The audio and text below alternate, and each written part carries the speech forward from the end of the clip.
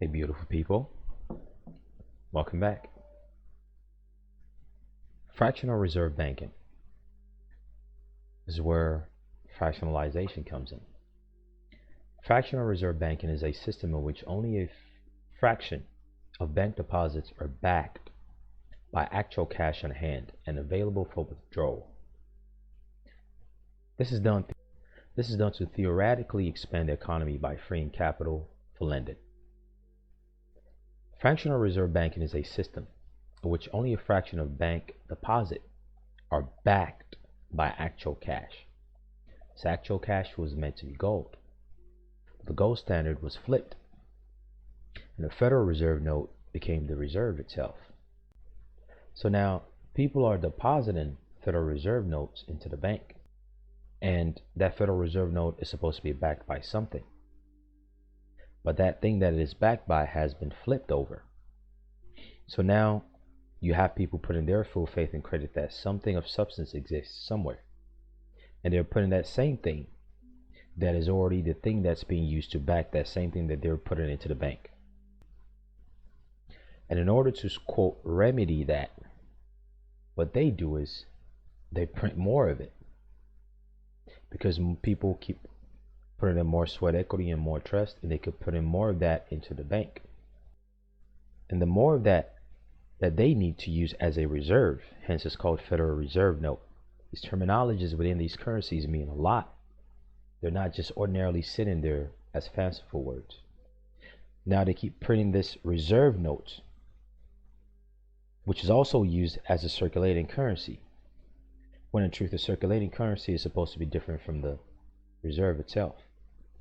Now they've put themselves into a catch-22 whereby, and in order to hedge off the people's sweat equity that people are giving to them every day, they multiply their reserve that they're printing by at least 10. And it can do that infinitely.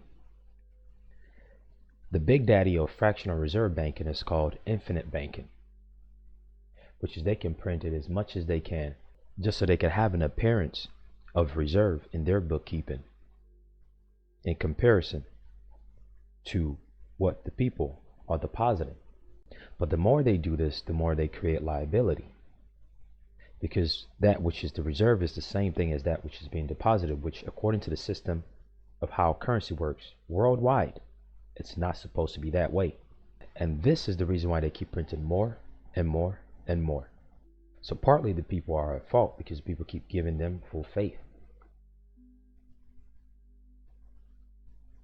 And so when they keep printing more and more, the value of that amount drops. And that creates something called an economic bubble. But here is where the magic happens. On the other hand, there's something called discharge that people know of.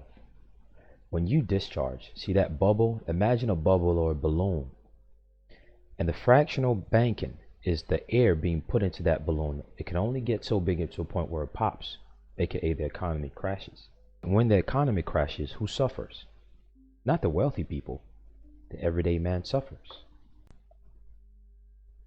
And what happens is, just as much as this Federal Reserve banking is the air into that bubble, that balloon, what discharge does, it discharges some of that air out of that balloon so that the economy doesn't pop or burst, so that people don't pay more for things that they used to pay a small amount for, so that the currency does not devalue, so that now that the national dependency of resource does not have to be outsourced, whereby now people put term and condition in, okay, now we'll provide you this good and this service. Now pledge your people or this land, this amount for us, being done privately. When people discharge, they are really saving the economy and the everyday man. So in truth, the more people actually know how to properly discharge, the better it is for everyone. Do you see the reason why I keep saying in order for you to be able to properly discharge, you have to comprehend how the currency and monetary system works? You have to.